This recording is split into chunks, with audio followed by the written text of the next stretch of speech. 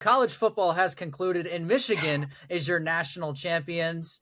Look, this was expected on my part. I did say this. You both had Washington, which I thought was surprising. I know Michael Penix Jr. is good, but I thought Michigan just had the complete team there. But at what point did you think Washington actually lost this game? Because it started to be a little bit of a blowout towards the end. Actually, DePaul and I were texting. I was just going to say, go back to the text message. It was what, 17-3 at the time? 17-3, that fourth down miss by Penix to Odunze. Yeah, which was – Penix threw a nice ball there. Odunze kind of got tangled up and his feet kind of got turned around. But there was plays that could have been made on Washington's side. Like they were close. And that game is so much closer than what that score reflects. I do think, looking back on it, that's a loss that they wish they had back. I thought they played decent, but the offensive line was terrible. I think that's where they got exposed the most. I wouldn't be surprised if Penix has a broken rib. But to highlight one is Roger Rosengarten, number 7. Oh, Rosenhosen.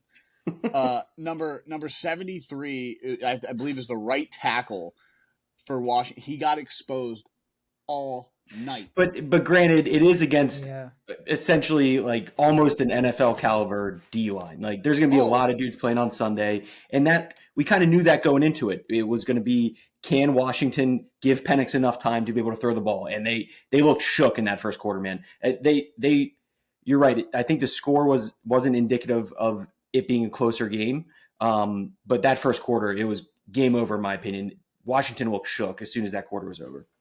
Yeah, and I just think he was running for his life. It kind of reminded me of the Chiefs situation right now, which I'm going to kind of touch on that a little bit later. But we talked about this. If it was over 55 points, we were going to roll with Washington. If it was under 55, we were going to roll with Michigan. I didn't expect Michigan to have 303 yards on the ground. That's a serious issue when you're going against that type of team that doesn't turn the ball over. Yeah, and they're a ground and pound team. They had 2 big, long runs, too. And you could just – what was that running back's name? Edwards. Donovan Edwards, 6 carries, Jets. 104 yards, 17 yards per carry. That's unreal. Blake Corum, 21 carries, 134 yards. The 2 of them had 4 touchdowns. So, but once again, I look at McCarthy's numbers: 10 for 18, a buck 40, 10 completed. You know, a QBR of a 58.4, and I think that's where the difference was between Washington and Bama. Bama was able to shut down the run, and Washington wasn't. So that's where I think the game was lost, was the inability to A, protect your quarterback, and B, the inability to stop the run. And it comes down, that's what I love about these types of matchups too, and the biggest stages is they're both really, really good teams. So like they're both going to perform at a really high level and have done it all year.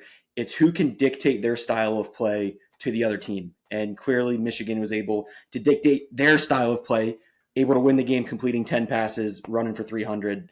That was, a win that was a perfect win for Michigan, basically. Yeah.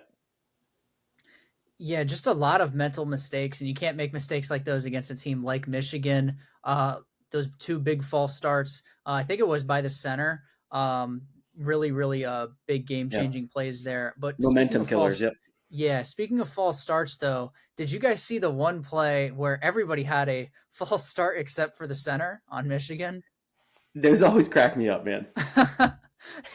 I mean, the ref obviously stopped the game, and the call was really easy on the mic. He said, false start, everyone but the center. Did he have to do him that dirty like that? I mean, I feel like you have to, just at least. It is funny, too, because you could just clearly just say offsides, offense. Like, you don't have to say everyone but the center. Yeah, I don't know. And to be honest with you, like, it was kind of a boring game. It was good because finally you get 2 undefeated teams. I just want to be very clear. Both of them deserve to be there. However, when I'm watching the game, I just expected a little bit more. Yeah, you just hit your finger really hard. I expected just a little bit more in the second half. It was a 17-3 game in the second half. It just wasn't that exciting at all. Yeah, and I think that comes down to Washington built their entire offense and succeeded all year with explosive plays. And correct me if I'm wrong, might have to look this up, but I'm pretty sure they didn't have a play over 20 yards. I think I heard that somewhere today. I think Oh it was wow. I think they had one. I All think right, it so was one, right. So on an offense predicated on explosive plays and touchdowns and long pass plays, they weren't able to do it.